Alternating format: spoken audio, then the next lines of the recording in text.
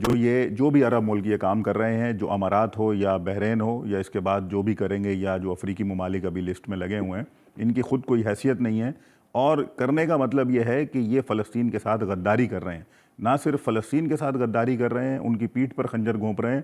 بلکہ یہ پوری مسلم امہ کی پیٹھ پر خنجر گھونپ رہے ہیں۔ جس کانسیپٹ کی آپ بات کر رہے ہیں، جس مسلم امہ کی آپ نے بات کی ہے، یہ ان کا اقدام بالآخر مسلم امہ کی پیٹھ پر ایک زہریلے خنجر کے مترادف گھونپنے کے مترادف ہے۔ اور نہ صرف فلسطین بلکہ جس طرح کشمیر کی بات ہے، یہ نہ انہوں نے پہلے کبھی کشمیر کی کوئی بات کی، اب جب یہ اسرائیل کے دوست بن رہے ہیں، جب اسرائیل کو اس خطے کے اندر یہ ایکسس دے رہے ہیں جو پاکستان کی سراؤنڈنگز ہے، ایک طرف بھارت جیسا ہمارا خطرناک دشمن موجود ہے، دوسری طرف یہ اس کو ایکسس دے رہے ہیں کہ یہاں پر لا رہے ہیں اس کو،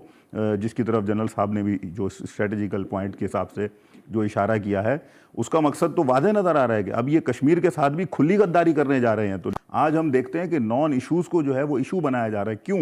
آخر کیا یہ صورتحال پیدا ہو گئی کہ ایک طرف اسرائیل کے ساتھ کھلے عام تعلقات بن رہے ہیں، دوسری طرف پاکستان کے اندر ایک ایسی جہالت اور ایک ایسی مذہبی منافرت کو بھی جنم دیا گیا۔ یہ وہ سب سے بڑا نقصان ہے جو اسرائیل کے اس خطے میں آنے سے پیدا ہو رہا ہے۔